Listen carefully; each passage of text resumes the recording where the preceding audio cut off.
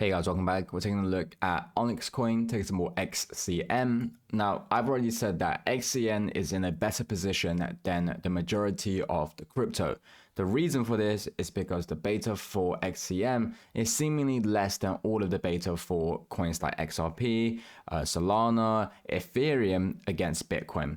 When Bitcoin was down over 13%, OnyxCoin was only down 11%. But then when you took a look at Ethereum, which was down 14%, Solana, which was down 15%, XRP, which was down 20%, you start to realize kind of the opportunity that lies there for XCN. And vice versa, when we take a look at in terms of the volatility, it still is there as well. And so this is why I said there is more opportunity. Now, another good thing about where OnyxCoin is currently sitting at and why it's good is because of where we are at. Now, multiple times we've seen consolidation. When you talk about the spikes in volume over here and here, you've seen how there was consolidation in around the same area, the same price level as we are right now.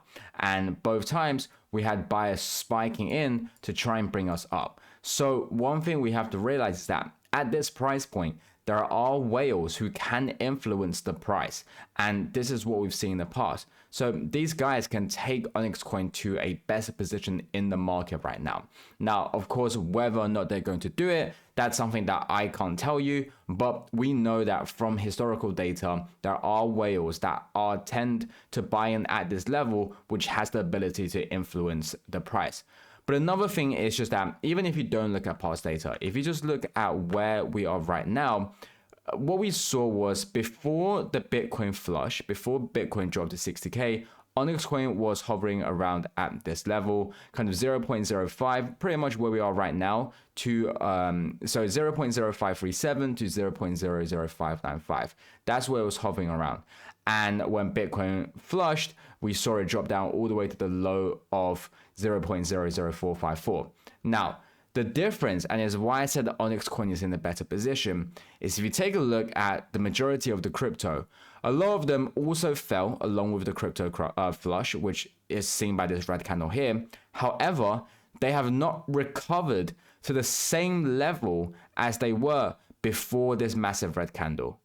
So that's why I've said we are in the better position. The very fact we are able to come back and stay at the same level before this massive flush puts us in a way better position. Because you got to remember, this level was when Bitcoin was around 80K.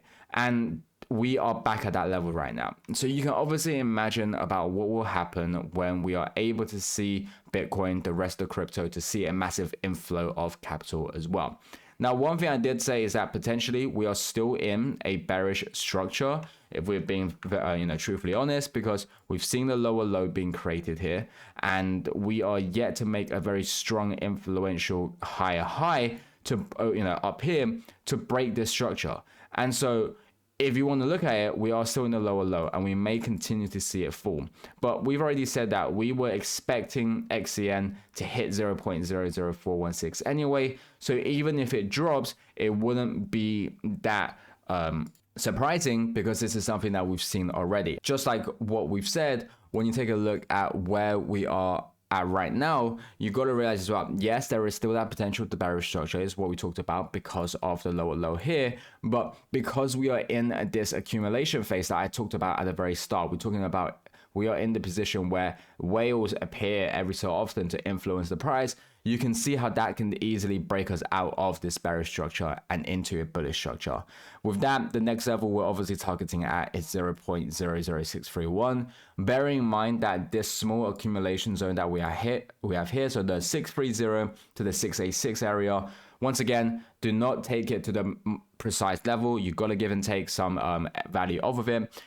You have to realize that we are also at the same area as the 17% on the Fibonacci, which we've seen that react in the past as well.